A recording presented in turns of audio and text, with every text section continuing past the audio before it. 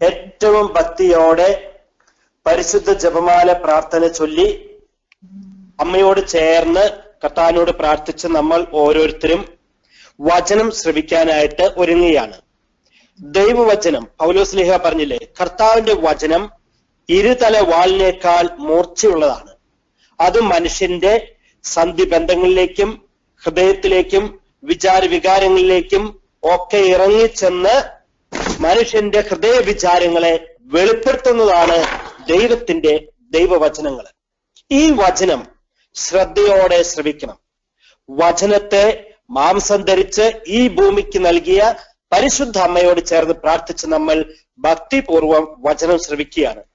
ഇന്ന് നമ്മൾ വായിച്ച് പ്രാർത്ഥനാപൂർവം ധ്യാനിക്കുന്ന ദൈവവചന ഭാഗം വിശുദ്ധ യോഹന്നാൻ അറിയിച്ച സുവിശേഷം അധ്യായം 8:1 മുതലുള്ള ദൈവവചന ഭാഗങ്ങളാണ്. യോഹന്നാൻ അറിയിച്ച സുവിശേഷം അധ്യായം 8:1 മുതലുള്ള തിരുവചന ഭാഗങ്ങൾ. യേശു ഒലിവുമലയിലേക്ക് പോയി. അതിരാവിലെ അവൻ വീണ്ടും ദേവാലയത്തിലേക്ക് വന്നു. ജനങ്ങളെല്ലാം അവന്റെ അടുക്കിലെത്തി. അവൻ ഇരുന്ന് അവരെ പഠിപ്പിച്ചു. വ്യഭിചാരത്തിൽ പിടിക്കപ്പെട്ട ഒരു സ്ത്രീയെ നിയമജ്ഞരും ഫരിസേയരും കൂടെ അവന്റെ അടുക്കൽ കൊണ്ടുവന്ന് നടുവിൽ നിർത്തി. അവർ അവനോട് പറഞ്ഞു, ഗുരോ, ഈ സ്ത്രീ വ്യഭിചാരത്തിൽ പിടിക്കപ്പെട്ടവളാണ്. ഇങ്ങനെയുള്ളവരെ കല്ലെറിയണമെന്നാണ് മോശ നിയമത്തിൽ കൽപ്പിച്ചിരിക്കുന്നത്. നീ എന്തു പറയുന്നു? ഇത് അവനിൽ കുറ്റം ആരോപിക്കാൻ വേണ്ടി അവനെ പരീക്ഷിച്ചുകൊണ്ട് ചോദിച്ചതാണ്. യേശുവാകട്ടെ കുനിഞ്ഞ് വിരൽ കൊണ്ട് നിലത്ത് എഴുതിക്കൊണ്ടിരുന്നു. അവർ ആവർത്തിച്ച് ചോദിച്ചുകൊണ്ടിരുന്നതിനാൽ അവൻ നിവർന്ന് അവരോട് പറഞ്ഞു, നിങ്ങളിൽ പാപം ഇല്ലാത്തവൻ ആദ്യം അവളെ കല്ലെറിയട്ടെ. അവൻ വീണ്ടും കുനിഞ്ഞ് നിലത്ത് എഴുതിക്കൊണ്ടിരുന്നു. എന്നാൽ ഇത് കേട്ടപ്പോൾ മുതിർന്നവർ തുടങ്ങി ഓരോരുത്തരായി സ്ഥലം വിട്ടു. ഒടുവിൽ യേശുവും നടുവിൽ നിന്നിരുന്ന ആ സ്ത്രീയും മാത്രം ശേഷിച്ചു. യേശു നിവർന്ന് അവളോട് ചോദിച്ചു, സ്ത്രീയെ, അവർ എവിടെ? ആരും നിന്നെ വിധിച്ചില്ലേ? അവൾ പറഞ്ഞു, ഇല്ല കർത്താവേ. യേശു പറഞ്ഞു, ഞാനും നിന്നെ വിധിക്കുന്നില്ല. പൊയ്ക്കൊള്ളുക, ഇനിമേൽ പാപം ചെയ്യരുത്. നമ്മുടെ കർത്താവായ മിശിഹായ്ക്ക് സ്തുതി. Praise the Lord. ഹല്ലേലൂയ. പ്രിയപ്പെട്ടവരെ, ഏതാനും ദിവസം മുന്നേ അച്ഛൻ ദൈവത്തിന്റെ കരുണയെ കുറിച്ച് ഈ പ്രാർത്ഥനാലയന് സംസാരിച്ചപ്പോൾ അച്ഛൻ പറഞ്ഞായിരുന്നു, നമ്മള് അന്ന് മനസ്സിലാക്കിയത് പിതാവായ ദൈവം അരൂപിയായി നിന്നുകൊണ്ട് പിതാവായ ദൈവം ഇസ്രായേൽ ജനതയോട് കാരുണ്യം കാണിച്ചു, കരുണ കാണിച്ചു. കരുണയുള്ള പിതാവിനെ പഴയ നിയമ ഭാഗത്ത് ഉടനീളം നമ്മൾ കണ്ടെത്തുന്നു അരൂപിയായിട്ട്. അന്ന് ഞാൻ പറഞ്ഞായിരുന്നു, ഇനി അടുത്ത ദിവസങ്ങളില് കരുണയുള്ള പിതാവായ ദൈവം മനുഷ്യരൂപം എടുത്തപ്പോൾ ആ പുത്രനായ ഈശോയായി തീർന്നപ്പോൾ കർത്താവ് എങ്ങനെ കാരുണ്യവാനായ കർത്താവായി തീർന്നു എന്നും കർത്താവിനെ കരുണയുള്ള കർത്താവ് എന്ന് എന്തുകൊണ്ട് വിളിക്കുന്നുവെന്നും മനസ്സിലാക്കാമെന്ന് അച്ഛൻ പറഞ്ഞിരുന്നു. ഇപ്പൊ നമ്മൾ കരുണയുള്ള കർത്താവ് പിതാവായ ദൈവത്തിന്റെ പുത്രനായ ഈശോ കാരുണ്യവാനായ കർത്താവ് ഈശോമിശിഹ എങ്ങനെയാണ് എന്ന് നമ്മളൊന്ന് മനസ്സിലാക്കിയാണ്. ഉറക്കെന്ന് പറഞ്ഞേ ഹല്ലേലൂയ. അപ്പോഴാണ് കരുണയുള്ള കർത്താവിന്റെ പിതാവായ ദൈവവും പുത്രനായ ഈശോയെയും നമ്മൾ വ്യക്തമായി മനസ്സിലാക്കുന്നത്. അതായത് പ്രിയപ്പെട്ടവരെ, കർത്താവ് ഈശോമിശിഹ കാരുണ്യവാനായ കർത്താവാണ് എന്ന് പറയുമ്പോൾ കർത്താവിന്റെ നോട്ടം കരുണ നിറഞ്ഞ നോട്ടമാണ്. ഒന്നാമതായിട്ട് കർത്താവിന്റെ കണ്ണുകൾ കരുണയുള്ള കണ്ണുകളാണ്. കർത്താവ് ആ കരുണയുള്ള കണ്ണുകൾ കൊണ്ട് കാരുണ്യത്തോടെയാണ് സകലരെയും നോക്കുന്നത്. ഉറക്കെന്ന് പറയാൻ നമുക്ക് ഹല്ലേലൂയ. ഇതാ ഈ വ്യഭിചാരത്തിൽ പിടിക്കപ്പെട്ട സ്ത്രീ, ആ 10-11 വചനം ഒന്ന് നോക്കുക. ഈശോയെ സ്ത്രീയും മാത്രം ശേഷിച്ചു. യേശു നിവർന്ന് അവളോട് ചോദിച്ചു, സ്ത്രീയെ, അവർ എവിടെ? ആരും നിന്നെ വിധിച്ചില്ലേ? അവൾ പറഞ്ഞു, ഇല്ല കർത്താവേ. യേശു പറഞ്ഞു, ഞാനും നിന്നെ വിധിക്കുന്നില്ല, പൊയ്ക്കൊള്ളുക, ഇനിമേൽ പാപം ചെയ്യരുത്. അതായത് പ്രിയപ്പെട്ടവരെ, ആ സ്ത്രീയെ കർത്താവ് നോക്കിയത് എങ്ങനെയാണ്? കർത്താവ് നോക്കിയപ്പോൾ ദഹിക്കുന്ന കണ്ണുകളോടെ അല്ല, ദഹിപ്പിക്കുന്ന കണ്ണുകളോടെ അല്ല കർത്താവ് യേശു മിശിഹ ആ വ്യഭിചാരത്തിൽ പിടിക്കപ്പെട്ട, അതായത് പാപത്തിൽ പിടിക്കപ്പെട്ട ആ സ്ത്രീയെ നോക്കിയത് ഒറ്റ നോട്ടത്തിൽ തന്നെ ആകെപ്പാട് ദഹിപ്പിച്ചു കളയുന്ന നോട്ടമല്ല കർത്താവ് നോക്കിയത്. നേരെ മറിച്ച് കർത്താവിന്റെ കണ്ണുകളിൽ മുഴുവനും കരുണ മാത്രമേ ഉണ്ടായിരുന്നുള്ളൂ. കാരുണ്യം വഴിഞ്ഞൊഴുകുന്ന കണ്ണുകളായിരുന്നു കർത്താവിൻ്റെത്. വലതുകരം ഉയർത്തി ആ കർത്താവിനെ ഉറക്കെന്ന് പറഞ്ഞേ ഹല്ലേലൂയ. ഒരു ഉയർത്തി പറയാം നമുക്ക് ഹല്ലേലൂയ. ഇപ്പോഴത്തെ കാലത്ത് നമുക്കറിയാം, ചിലപ്പം ഏതെങ്കിലും തരത്തിൽ തെറ്റ് ചെയ്ത വ്യക്തികളാണ് എന്ന് തോന്നുമ്പം നമ്മൾ ചിലപ്പോ ഈ പറയുന്ന ഞാനും ഉൾപ്പെടെ നമ്മളൊക്കെ അവരെ നോട്ടം നോക്കും.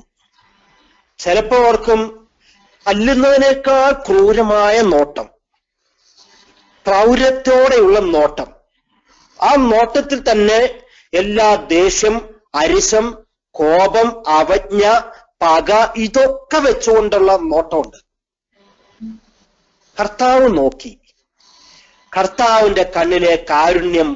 അതുകൊണ്ടല്ലേ പ്രിയപ്പെട്ടവരെ ആ സ്ത്രീ ജീവിക്കാനും അനുദപിക്കാനും മാനസാന്തരപ്പെടാനും ദൈവത്തിന്റെ വലിയ ശക്തിയുള്ള ഒരു വ്യക്തിയായി വിശുദ്ധ ജീവിതം നയിക്കാനും ഇടയായത്.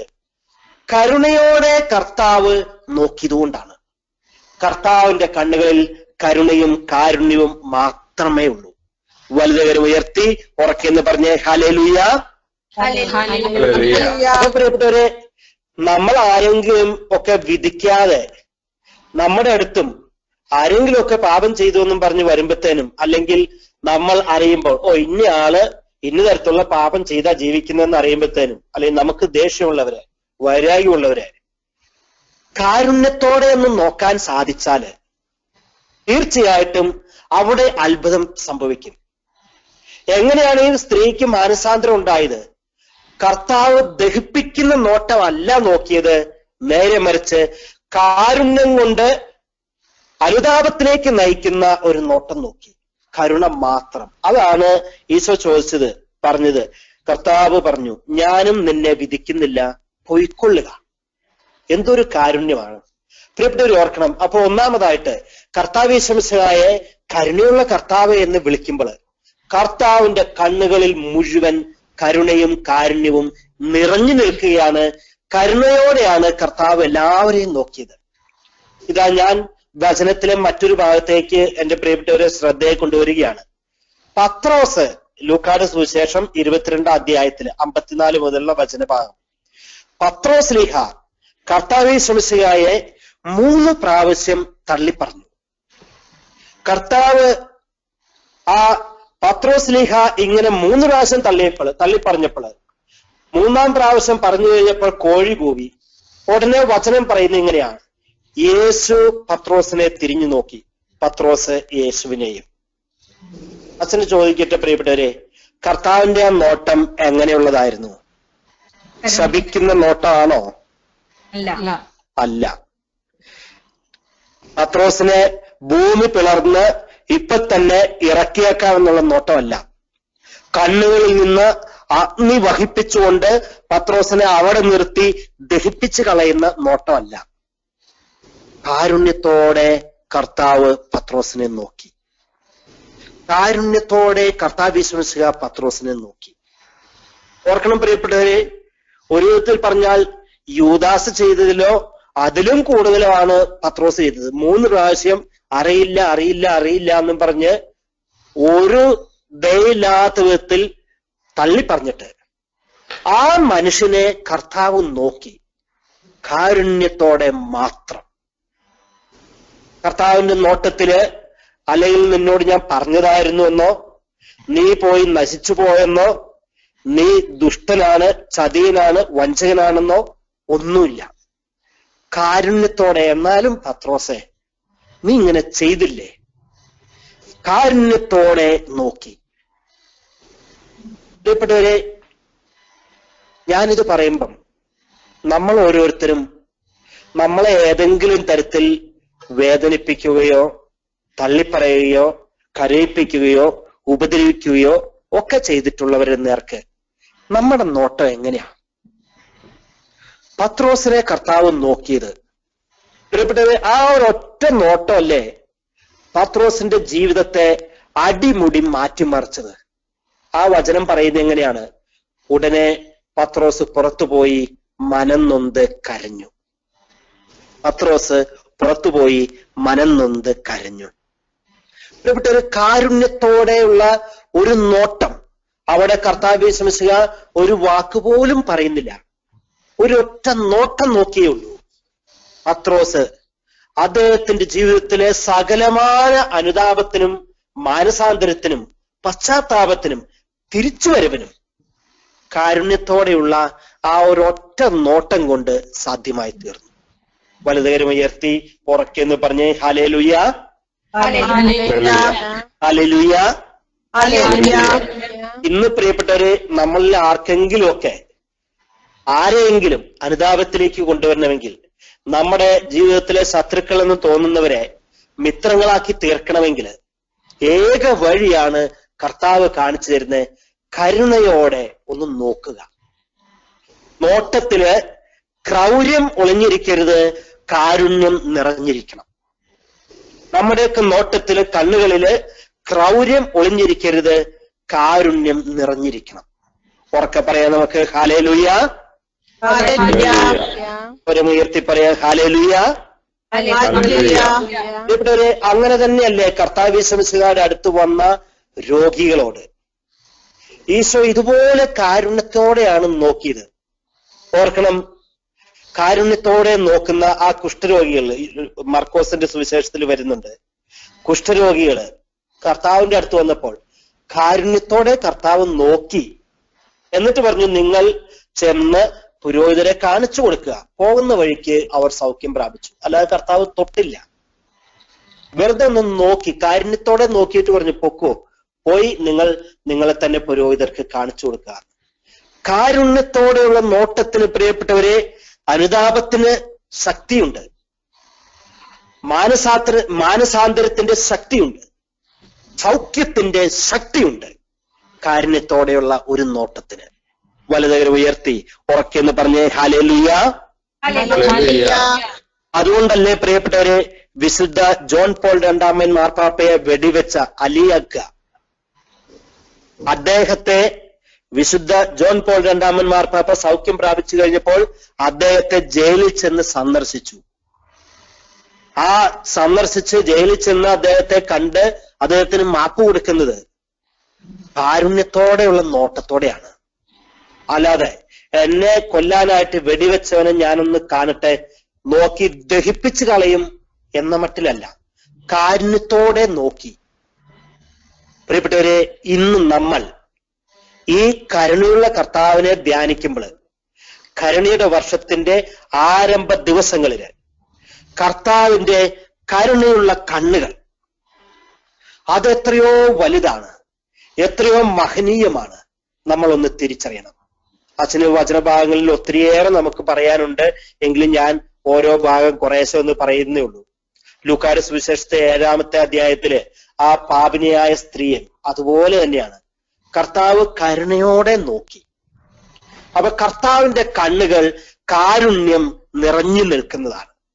ഇനി രണ്ടാമതായി നമ്മൾ മനസ്സിലാക്കുന്നത് കർത്താവിന്റെ വാക്കുകൾ അത് കാരുണ്യം മാത്രമാണ്. കർത്താവിന്റെ അധരത്തിൽ നിന്നും വരുന്ന വചനങ്ങൾ കാരുണ്യം മാത്രം. ഈശോ പറഞ്ഞു, എനിക്ക് ഈ ജനസഞ്ചയത്തെ കണ്ടിട്ട് അനുകമ്പ തോന്നുന്നു, കരുണ തോന്നുന്നു. അങ്ങനെയല്ലേ 7 അപ്പം 7000-ക്കും 5 അപ്പം 5000-നും ഒക്കെ ആയിട്ട് വർദ്ധിപ്പിച്ചു കൊടുക്കാൻ ഇടയാകുന്നത്. കർത്താവിന് ഈശോ പറഞ്ഞു, അവർ ഇടയിലില്ലാത്ത ആടുകളെ പോലെയാണ്.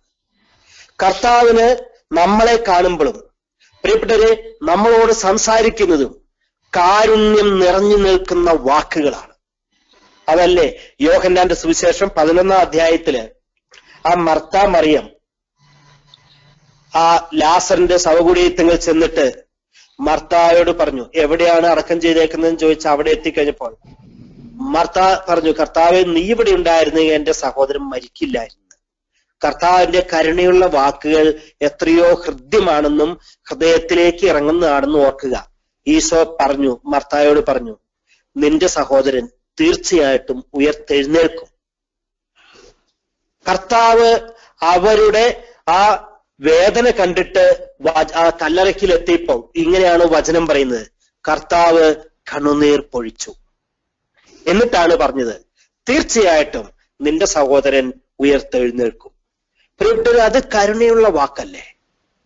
കാരുണ്യം വാക്കായി തീരുന്നു ആ ലാസറിന്റെ കുഴിപാടത്തിന് മുമ്പിൽ. കാരുണ്യം വാക്കായിട്ട് അവതരിക്കുകയാണ്, വചനമായിട്ട് അവതരിക്കുകയാണ്. ഉറക്കെന്ന് പറഞ്ഞേ ഹല്ലേലൂയ. സ്വരമുയർത്തി പറയാം നമുക്ക് ഹല്ലേലൂയ. അങ്ങനെ തന്നെയല്ലേ പ്രിയപ്പെട്ടവരെ ആ ധൂർത്തുപുത്രന്റെ ഉപമയിലും ഇതാ കാരുണ്യം വചനമായിട്ട് വാക്കായിട്ട് വരുമ്പോൾ ആ ധൂർത്തുപുത്രന്റെ അപ്പൻ പിതാവ് പറയുന്നു, ഇതാ എന്റെ മകനെ തിരിച്ചു കിട്ടിയിരിക്കുന്നു, അവൻ മൃതനായിരുന്നു, തിരിച്ചു കിട്ടിയിരിക്കുന്നു, നഷ്ടപ്പെട്ടിരുന്നു, ഇതാ തിരികെ കിട്ടിയിരിക്കുന്നു. എന്നിട്ട് പറഞ്ഞു, എല്ലാ സംഗതികളും പുത്തൻ ഉടുപ്പ് കൊടുക്കുക, ചെരുപ്പ് ധരിപ്പിക്കുക, മാല അണിക്കുക, മോതിരം അണിക്കുക, തൊപ്പിയണി, എന്തൊക്കെ വേണോ അതൊക്കെ കൊടുക്കുക. കാരുണ്യം വാക്കായി വചനമായി തീരുന്നു. പ്രിയപ്പെട്ടവരെ, ഇങ്ങനെ വിശുദ്ധ വചനത്തിൽ അതാണ് അച്ഛൻ അന്ന് പറഞ്ഞത്, പിതാവായ ദൈവം അരൂപിയായിട്ട് ഇങ്ങനെ രൂപമെടുക്കാതെ നിന്ന് ഇസ്രായേൽ ജനതയോട് നിരന്തരം കരുണ കാണിച്ചുവെങ്കിൽ ആ പിതാവായ ദൈവം പുത്രനായി അവതരിച്ചു കഴിഞ്ഞപ്പോൾ ആ പുത്രനായ ഈശോ ഇതാ അദ്ദേഹത്തിന്റെ കണ്ണുകളിൽ മുഴുവൻ കരുണ നിറഞ്ഞു നിൽക്കുന്നു. കർത്താവ് ഈശോയുടെ വാക്കുകൾ മുഴുവൻ കരുണയുടെയും കാരുണ്യത്തിന്റെയും വചനങ്ങളായിത്തീരുന്നു. ഉറക്കെന്ന് പറയാൻ നമുക്ക് ഹല്ലേലൂയ. സ്വരമുയർത്തി പറയാൻ നമുക്ക് ഹല്ലേലൂയ. വീണ്ടും പ്രിയപ്പെട്ടവരെ, കർത്താവിന്റെ പ്രവൃത്തി അഥവാ കൈകള്, അത് കർത്താവ് ഈശോയുടെ കൈകൾ എന്ന് പറഞ്ഞാൽ കാരുണ്യത്തിന് കൈയായപ്പോൾ, കാരുണ്യം കൈകളുടെ രൂപം പ്രാപിച്ചപ്പോൾ അത് കർത്താവിന്റെ കൈകളായി തീർന്നു. കാരുണ്യം എന്ന വാക്ക്, കാരുണ്യം എന്ന പ്രവൃത്തി അത് ശരീരത്തിന്റെ കൈയായി മാറിയപ്പോൾ, കൈകളുടെ രൂപമെടുത്തപ്പോൾ അത് കർത്താവിന്റെ കൈയായി തീർന്നു. അതായത് കർത്താവ് കൈകൾ കൊണ്ട് ചെയ്ത പ്രവൃത്തിയെല്ലാം കരുണയുടെയും കാരുണ്യത്തിന്റെയും പ്രവൃത്തികൾ. അതുകൊണ്ടല്ലേ പത്രോസിന്റെ അമ്മായിമ്മയെ ഈശോ കരുണയോടെ സ്പർശിച്ചു, ഉടനെ പനി വിട്ടുപോയി. ഉറക്കെന്ന് പറഞ്ഞേ ഹല്ലേലൂയ. പ്രിയപ്പെട്ടവരെ, ഓർക്കുക, ആ നായിമിലെ വിധവയുടെ ആ എല്ലാ ദൈന്യതയും കണ്ടപ്പോൾ കർത്താവിന് കരുണയും അനുകമ്പയും തോന്നി. വിധവയുടെ മകനെ ഉയർപ്പിക്കാനായിട്ട് ഈശോ ശവമഞ്ചത്തിന്മേൽ തൊട്ടു, കാരുണ്യത്തോടെ തൊട്ടു. ആ വിധവയുടെ ദൈന്യത കണ്ടിട്ട്, നിസ്സഹായാവസ്ഥ കണ്ടിട്ട് കർത്താവിന് അനുകമ്പ തോന്നി. ഈശോ വിധവയുടെ മകനെ സംഭവിച്ചു കൊണ്ടുപോകുന്ന ശവമഞ്ചത്തിന്മേൽ കാരുണ്യപൂർവ്വം തൊട്ടു ഉടനെ. എന്നിട്ട് പറഞ്ഞു, യുവാവെ നീ എഴുന്നേൽക്കുക എന്ന്.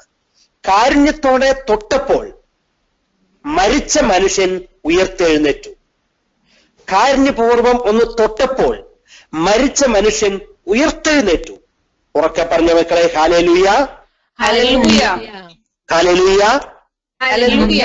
കർത്താവ് കാരുണ്യത്തോടുകൂടി രോഗികളെ സ്പർശിച്ച് അന്ധന്റെ കണ്ണിൽ തൊട്ടപ്പോൾ അന്ധന് കാഴ്ച കിട്ടി. കർത്താവ് കാരുണ്യത്തോടെ ആ ബാലിക, യായൂരസിന്റെ മകൾ ബാലികരെ കൈക്ക് പിടിച്ചപ്പോൾ മരിച്ച ബാലിക ഉയർത്തെഴുന്നേറ്റു. കർത്താവ് കാരുണ്യത്തോടെ 5 അപ്പത്തെ തൊട്ടപ്പോൾ അത് 5000-ങ്ങൾക്കുള്ള ഭക്ഷണമായി തീർന്നു. കർത്താവ് കാരുണ്യത്തോടുകൂടി പത്രോസിന്റെ കൈക്ക് പിടിച്ചപ്പോൾ ആ മനുഷ്യൻ വെള്ളത്തിൽ നിന്നും രക്ഷയിലേക്ക്, കരയിലേക്ക് ഉയർപ്പിക്കപ്പെട്ടു. ഉറക്കെന്ന് പറഞ്ഞേ ഹല്ലേലൂയ. ഓർക്കണം, അതുകൊണ്ടാണ് കരുണയ്ക്ക് കയ്യും വാക്കും കണ്ണും ശരീരവും ഒക്കെ കൂടെ വെച്ചപ്പോൾ അത് ആ കാരുണ്യമായി തീർന്നു. ആ കാരുണ്യത്തിന്റെ പേരാണ് കർത്താവ് ഈശോ. ഉറക്കെ പറയാൻ നമുക്ക് ഹല്ലേലൂയ. ഇന്ന് പ്രിയപ്പെട്ടവര്, പരിശുദ്ധ മാർപ്പാപ്പ കരുണയുടെ വർഷമായിട്ട് ഡിസംബർ 8-ാം തീയതി മുതൽ പ്രഖ്യാപിച്ചുവെങ്കിൽ ഓർക്കണം, ഈ കരുണയുള്ള കർത്താവിന്റെ പ്രതിരൂപങ്ങളായി തീരാൻ ഇന്ന് എനിക്കും നമുക്കും കടമയുണ്ട്. നമ്മുടെ നോട്ടം, നമ്മുടെ വാക്ക്, നമ്മുടെ സ്പർശനം, നമ്മുടെ പ്രവൃത്തി കരുണ നിറഞ്ഞതായിരിക്കണം. അതല്ലേ രോഗികളെയൊക്കെ നമ്മള് ചെന്ന് സന്ദർശിച്ച് പ്രാർത്ഥിക്കാനായിട്ട് ചെല്ലുമ്പോൾ കാരുണ്യത്തോടെ ഒരു വാക്ക് പറഞ്ഞാൽ മതി, പകുതി സൗഖ്യം കിട്ടും. കാരുണ്യത്തോടെ ഒന്ന് തലയില് ശിരസിൽ കൈവച്ച് പ്രാർത്ഥിക്കുമ്പം അവർക്ക് ജീവിതത്തിൽ കിട്ടാത്ത സമാധാനവും ആശ്വാസവും കിട്ടുന്നു. എന്നിട്ടൊരു ഓർക്കണം, ഞാനിവിടെ ഇപ്പൊ ഒരു 6 മാസമായല്ലോ വന്നിട്ട്. ഇപ്പൊ ഇവിടെ പരിസരത്തുള്ള ആശുപത്രികളിൽ നിരന്തരം രോഗികൾക്ക് വേണ്ടി പ്രാർത്ഥിക്കാൻ പോകുന്നു. ഇവിടെ നമ്മള് അവിടെ ചെന്ന് അവർക്ക് വേണ്ടി കുറച്ചു നേരം പ്രാർത്ഥിക്കുമ്പോഴത്തേനും എന്തോ ഒരു ആശ്വാസമാണ് അവർക്ക് കിട്ടുന്നതെന്നും പറഞ്ഞ് അവർ അറിയിക്കുന്നത്. ഇവിടെയുള്ള നേഴ്സിംഗ് ഹോമുകളില് തീർത്തും പ്രായമായ ആളുകളുടെ അടുത്ത് ചെന്ന് കുറച്ചു നേരം ഇരുന്ന് വർത്തമാനം പറഞ്ഞ് പ്രാർത്ഥിച്ചു കഴിഞ്ഞ് പോരുമ്പോഴത്തേനും തിരിച്ചെത്തുമ്പോഴത്തേനും അവിടുന്ന് എത്രയോ ആളുകളാണ് വിളിക്കുന്നത്. പക്ഷാ അവർക്ക് എന്തെന്നില്ലാത്ത സമാധാനമായി, സന്തോഷമായി, സംതൃപ്തിയായി. പ്രിയപ്പെട്ടവരെ ഓർക്കണം, കരുണയോടെയുള്ള വാക്ക്, കരുണയോടെയുള്ള പ്രവൃത്തി, കരുണയോടെയുള്ള സ്പർശനം സൗഖ്യത്തിനും അനുതാപത്തിനും മാനസാന്തരത്തിനും ഒക്കെ അത് ഇടയായിത്തീരും, കാരണമായി തീരും.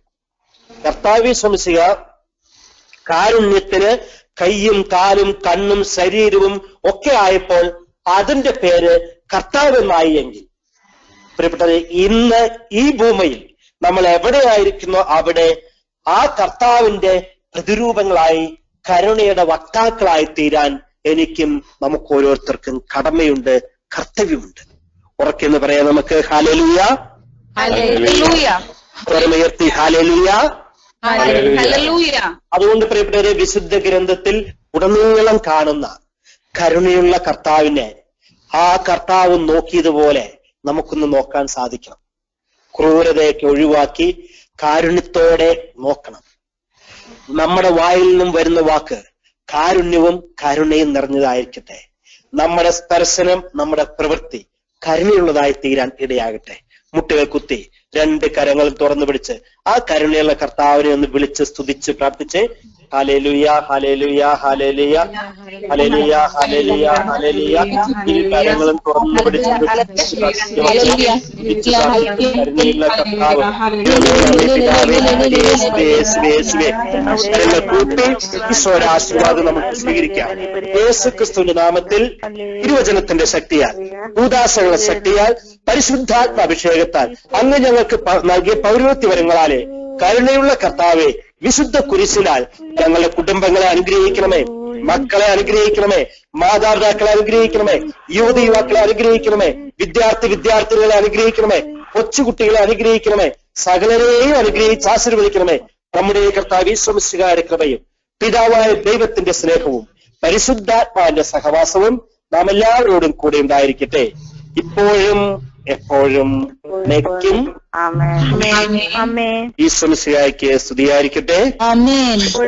എപ്പോഴും സ്തുതിയായിരിക്കട്ടെ.